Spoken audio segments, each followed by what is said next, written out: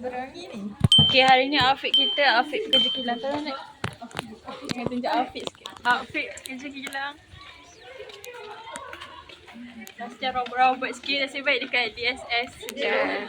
Pakai jaket ke function lah. Kalau kat bikin That's right. Aku cakap dah. My ideas is Sejuk-sejuk masuk dalam poket. Okay, ini adalah last semester dia, tapi baru dapat jaket. Ni dah jadinya pakai pergi exam. Hari ni Sabtu guys. Gigi lah. Nak juga.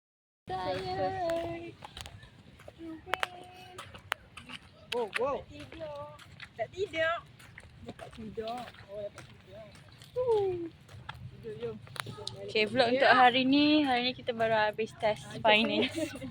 Dan fakta hari ni adalah hari Sabtu. Fakta menarik hari ni hari Sabtu, tapi kita pagi-pagi lagi kita dah ada test. Tak ada tidur lagi. Dan outfit kita hari ni adalah jaket. Okay, lepas makan cendol dan laksa, kita singgah vendor. Apa nama kedai dia? I don't know. Mom's Heritage kan. Mom's Heritage. Jadi kalau nak beli, nak rasa masakan mak kita orang.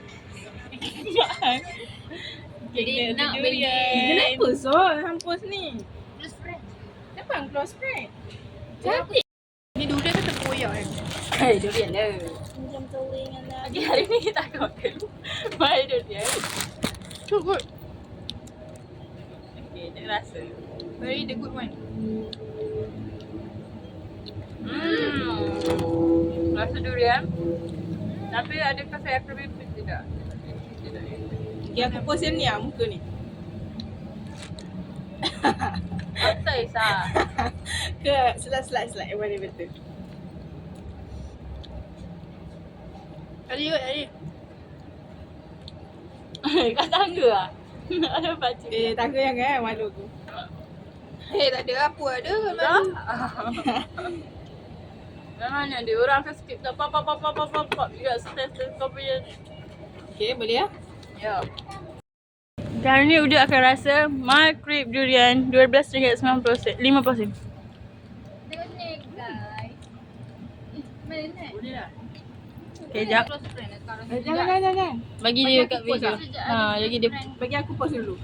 Okay, Uda sedap tak Uda? 80. Okay. Why?